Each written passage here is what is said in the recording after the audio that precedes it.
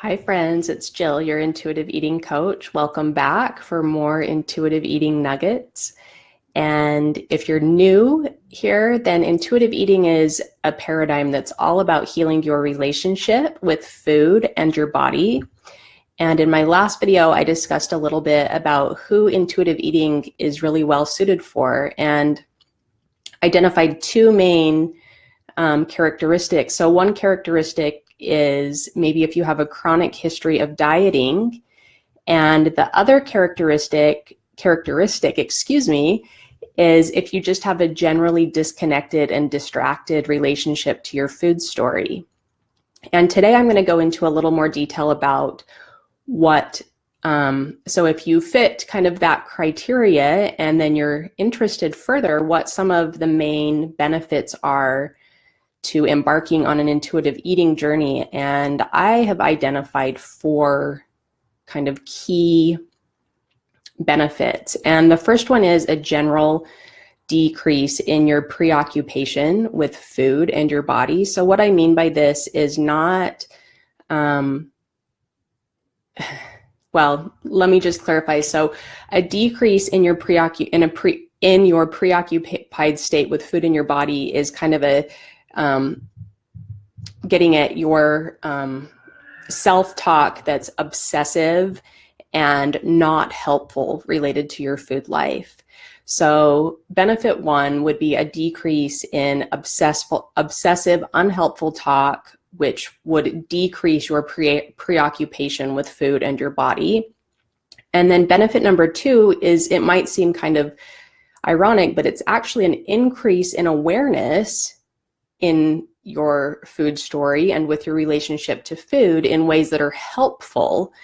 So that might be that you are more connected to kind of an impetus or an idea that something sounds like the right thing for you to eat, and then you embark on a journey where you actually find the recipe and you gather the ingredients and you prepare the food and you maybe even have the meal with friends or family, and basically following a process through from beginning to end. So that's just one example of increased awareness in your food story and having a good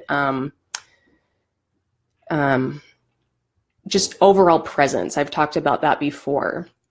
So benefit number three would just be an increased feeling of empowerment surrounding trusting your intuition related to food. And that actually spills over into other areas of your life, I believe, especially when you have an increase in empowerment in an area of your life that's so fundamental, such a fundamental need, such as food. And I feel like empowerment and intuition and presence all go hand in hand. They're kind of three teammates that play really nicely together.